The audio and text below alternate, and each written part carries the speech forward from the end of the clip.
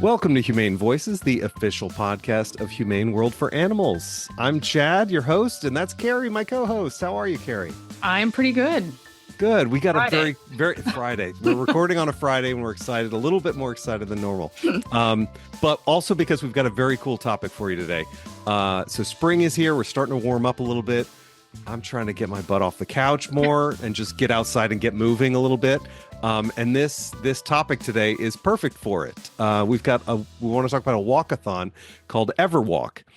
And EverWalk is a proud supporter of our own emergency animal relief fund at Humane World for Animals. So our guests here today to talk about it are Victoria Price, event executive producer at EverWalk, and Jessica Johnson, senior director of the animal rescue team at Humane World for Animals. Welcome, you guys. Thanks so much for being here. Thank you. Hi, thanks, Chad. Absolutely. So Victoria, let's start off, just define EverWalk for us. You've been involved with this for a little while, so tell us about what this thing is. Sure. Well, EverWalk was the impetus of Diana Nyad and Bonnie Stoll. They've been lifelong best friends, and you may know them because Diana is the only woman to swim unaided from Cuba to Key West, 110.86 miles. It is the Mount Everest of swimming. Yeah. It took her 5 tries, and her fifth, gosh. when she finally made it, she was 64 years old. It's grueling, and it's now been made into a Oscar-nominated Netflix movie starring Annette Bening and Jodie Foster as Diana and Bonnie. So it garnered just worldwide interest, and it was incredibly inspirational. So after this, they were trying to think of a way to share that inspiration, to get people to have a goal. And a lot of people don't want to swim, get their hair wet, put on a bathing suit, but Get everybody eaten by sharks. right, get eaten by sharks, stung by jellyfish, etc. Right. There's that, yeah. So they started EverWalk, and they've been in existence for 9 years now, and they've done all kinds of events, which you can read about on the EverWalk website. I've been friends with Diana and Bonnie for alarmingly 35 years now. Wow. Since we were children. Oh, that's so Since we were great. very young. And I'm a huge walker. I'm a nomad, and I walk everywhere all the time, kind of obsessive walker. And so when they started EverWalk, I was really excited and just have come on board to help them with all their events. So I've produced all their events for quite a while now and do kind of whatever else they need help with doing. They're a nonprofit, and they're based out of California, but they've done events all over the US. That's so amazing. I love that your friendship goes back that far. Like, what is it that's kept you in touch so long? I mean, I think I have maybe 2 people in my life that I've known that long. I think we just family. Well, there you go. We have a lot in common, and actually, one of them is animals. In fact, on topic, Bonnie, this was maybe 35 years ago. I had 2 Australian Shepherds, and one of them was a puppy. And Bonnie's a huge dog person, and she just fell in love with my puppy Tucker, and she said, oh, she trains people, and so she goes to their house and trains them. And she said, can I take Tucker with me today? Well, she was training someone in Beverly Hills somewhere, and she heard this splash, and my puppy fell into the pool and was drowning, and Bonnie dove in and rescued him. So she is a definite Wow. animal rescuer. So That's literally incredible. yes. So we just many things, they're curious, interesting, inspirational people. They love to travel. They love animals. We just have a lot in common. And I'm also a big sports fan.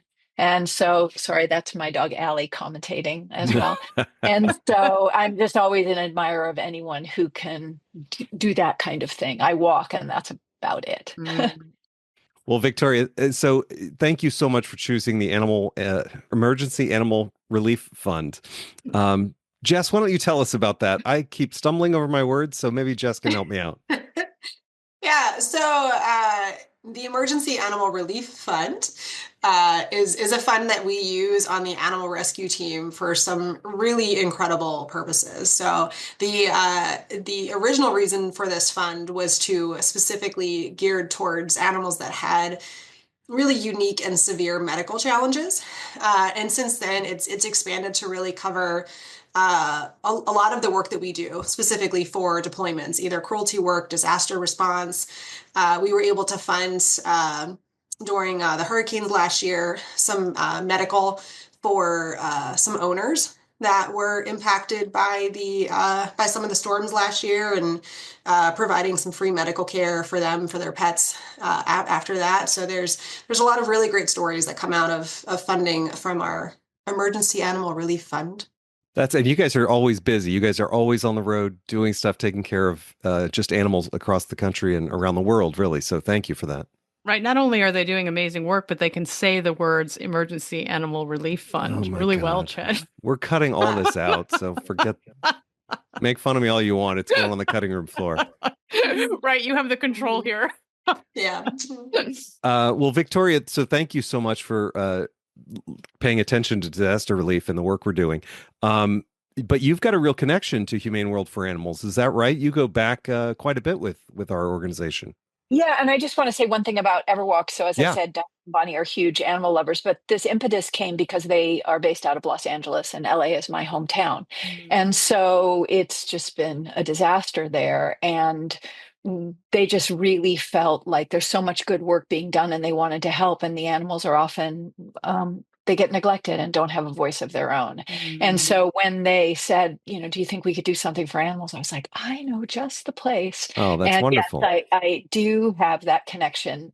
My godfather was Cleveland Amory. My godparents were Martha and Cleveland Amory, and they Oh, that's were, incredible. yeah, I was super, and they weren't just godparents in name. We were really close. And for those of you who don't know who Cleveland Amory was, he was a very well-known author. And in the 60s, he was a commentator on the Today Show. And they did a piece on vivisection. And he spoke out against it in, I don't know, like 1965, let's say. And he was fired on the spot. I mean, literally like Wow. canceled then. And so instead of letting that define him, he started the Fund for Animals, and he was one of the early advocates for against animal cruelty. He and my godmother Martha, she was this amazing woman, and they started leading photo safaris in Africa, doing lots of rescue missions, and all that changed when he heard a story on the news in the early '70s about the Grand Canyon. And so they brought, as I'm sure anyone who's been to the Grand Canyon knows, they brought burros into the Grand Canyon to help transport people up and down. And the burros did what burros do. They repopulated. And so the burro population just was out of control. Obviously, they weren't getting the care. And so the solution of the US government and the National Park Service was to slaughter them all, literally kill all the burros. And so Cleveland was like, not on my watch. And he was a very well-connected man. He knew a lot of celebrities. By this time, probably the younger audience don't know about TV Guide, but the way before, the little channel things that we all found out what was on television was you got this magazine called TV Guide, and it told you what was on TV. And then at the back page of it every week was Cleveland's article. I mean, he was just a national name, and he knew a ton of people. So he made 1 million phone calls, and 3 years later, he had the money to airlift every single burro out of the Grand Canyon. So then he's standing there with the first load at the top of the Grand Canyon. This one burro comes up to him and just won't leave him alone. He just attaches to Cleveland, and that burro became named Friendly. And that's when Cleveland realized he had to have a place for all the burros.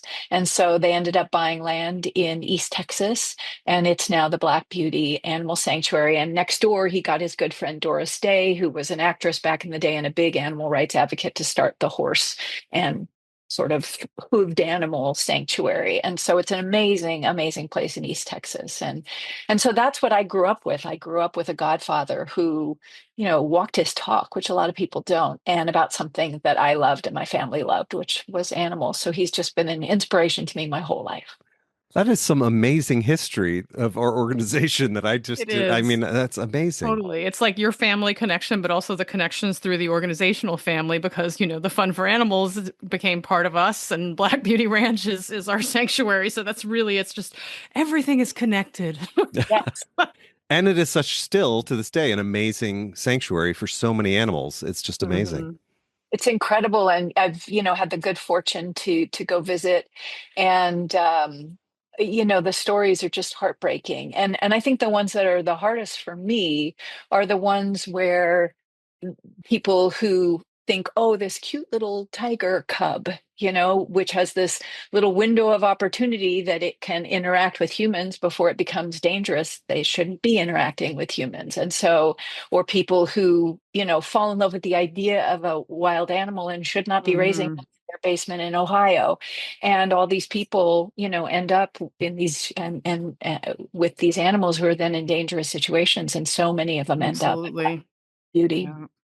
Yeah.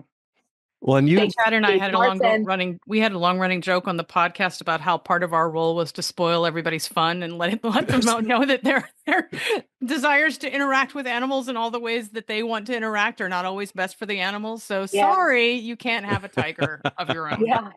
Not good for the tiger. Yeah. And it's just when you're there, it's obvious when you're looking at the tigers and they're pacing back and forth, but it's less obvious when you're in surrounded by, I have a picture of myself surrounded by like 20 miniature horses, and you ask how they got there. And somebody just thought, well, I love a miniature horse. Why not 20, in their living room? Yeah. So it's, and you just, it's such a fine line between a kind of love that really helps animals and one that harms them.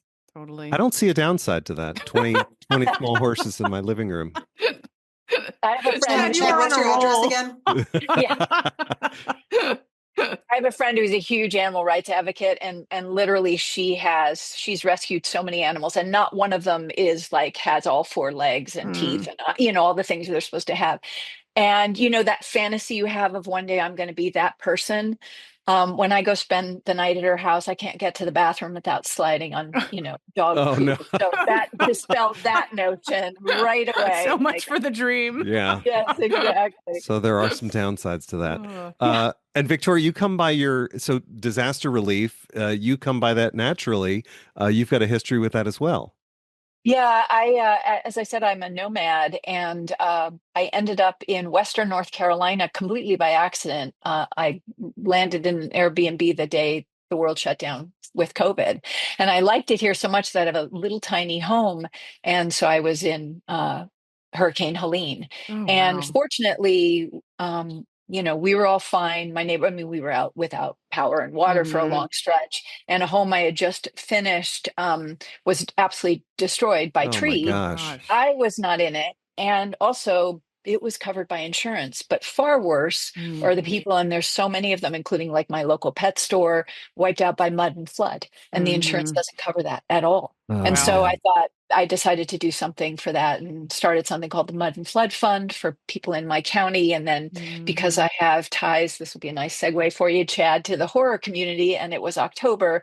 I did a huge sort of Halloween horror-based auction and a thriller dance challenge. I love it. It was really fun. And so we raised a bunch of money specifically just for people who weren't covered by insurance.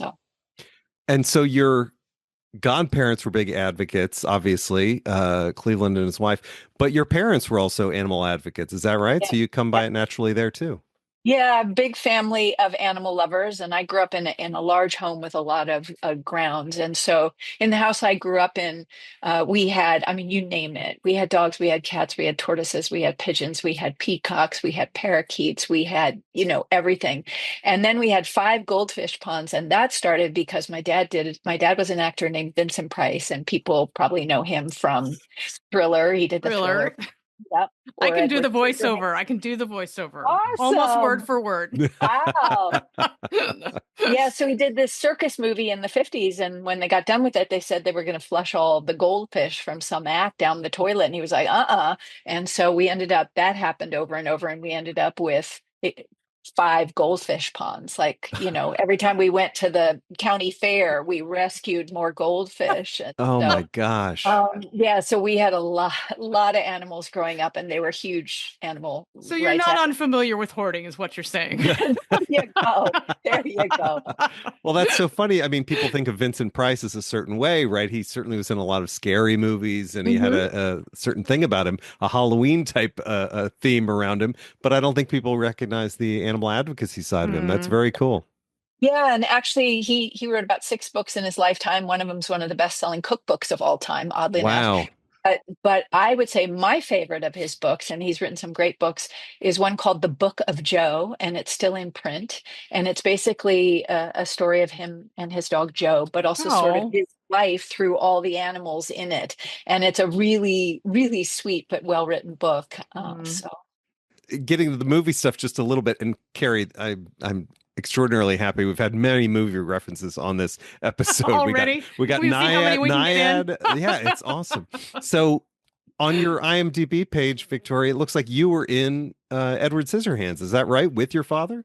yeah, Lincoln, you'll miss me, but yeah, that Tim thought it would be funny, to have me in there and fun to have me in there. And so I play a newscaster who chases down Johnny Depp. And I had a friend who said, "That's the fastest I've ever seen you run." And I was like, That's Johnny Depp. awesome. I was hoping maybe you played a topiary. Yeah, that Oh, would have been right. far better. And that was one of your father's later films in his life. Is that It was right? his last film, Oh, and wow. the tribute to my dad. Tim really admired my dad This is growing Tim up, Burton, and the director, right? yeah, Tim Burton. And so he wrote a short film called Vincent, which, if people haven't seen it, it's fantastic. And it's a little stopgap animated short about a little boy who wants to grow up to be Vincent Price. And my dad narrated it for Tim. So then Oh, Tim that's wrote this part amazing. in Edward Scissorhands. That is so cool. Wow. Well, let's get back to EverWalk. So I'm signing up for this thing. What am I doing? Tell the audience what they can expect. Great. So you go to everwalk.com, and there's plenty of ways to click through to register. There's 3 different ways to register. Because Diana and Bonnie live in Los Angeles, there's a big walk in LA. And so it's an EverWalkathon Los Angeles. You can sign up for that, and you can either register or do it the traditional sort of walkathon model where you raise funds. You sign up and you ask people to support you for walking.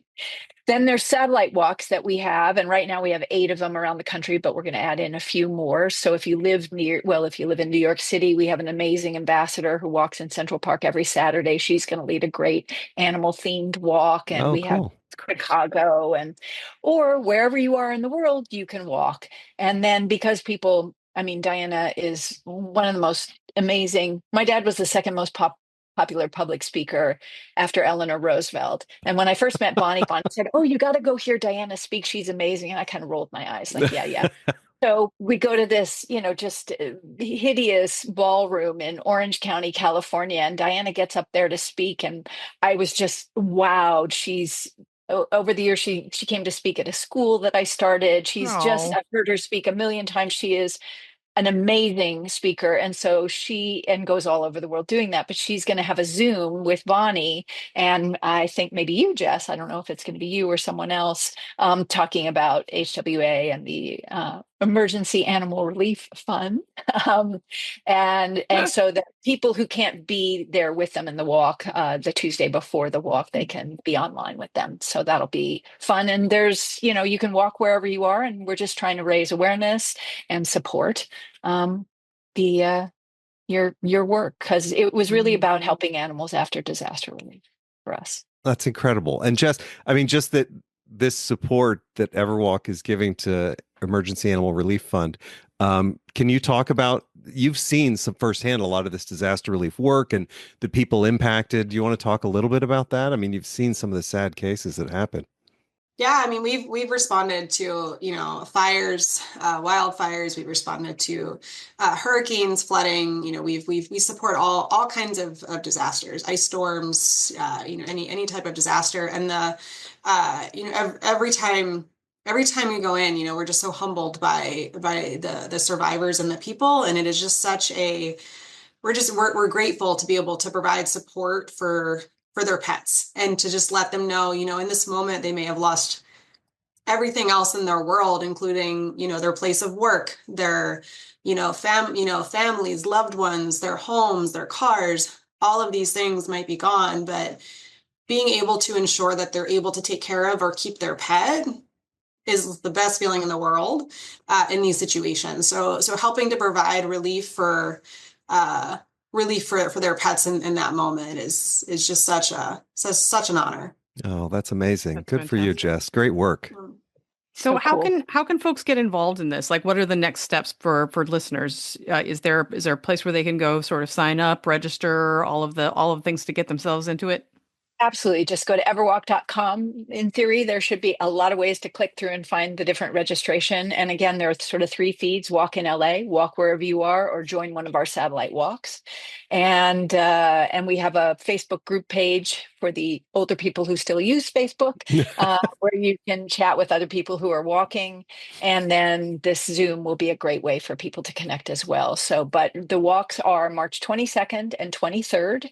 And if you're walking wherever you are, just pick one of those days. But the satellite walks are at specific times. And the LA walk is at 12 p.m.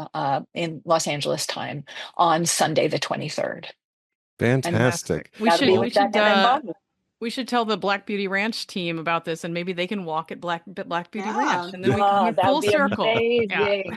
Yeah. Well, all of us will get out and walk, and then I'm going to do my own little Vincent Price film festival at my house. I'm definitely, you've rekindled my interest. This is awesome. All right, Chad, the Conqueror Worm. That's the one. Oh, is that the one? One of his scariest ever. That is a tough watch. Brutal. It's brutal.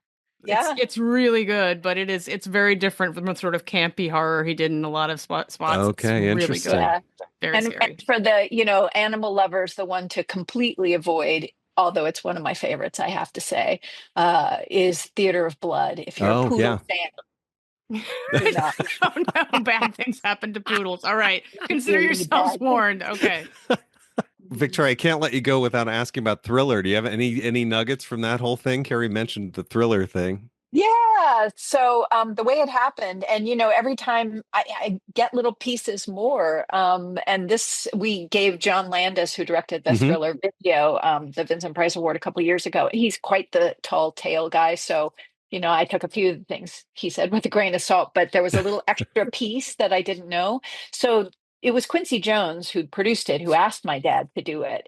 But it actually happened because of Peggy Lipton, who was Quincy's wife.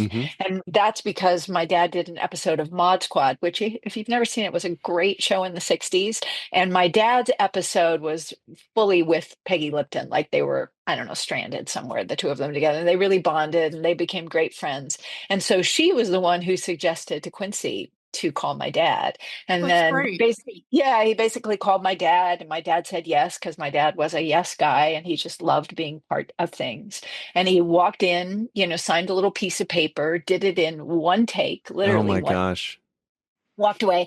And then it became the biggest selling album. Of course. Wow. And he was like, I didn't. And his agent was like, if you ever do anything like that again, she barely would let him go to the grocery store after that without going. So yeah, that's why I'm not on my island in Tahiti and I'm in my tiny home. Western North Carolina. Wow, incredible! But it's very cool to be a part of that. That's so cool. He's dead. He can't take it with him, and that's immortality. You know what I mean? 100%. As long as there's Halloween, and some kid will hear it and go, "Who's that?" And then they find Vincent Price. Well, Victoria and Jessica, thank you so much for all this great information about EverWalk. Hopefully everybody joins in and supports this great cause. Thank you so much for listening, everybody, and we'll see you next time on Humane Voices. Thanks, you guys. Thanks all. And no poodles were harmed in the filming of this episode.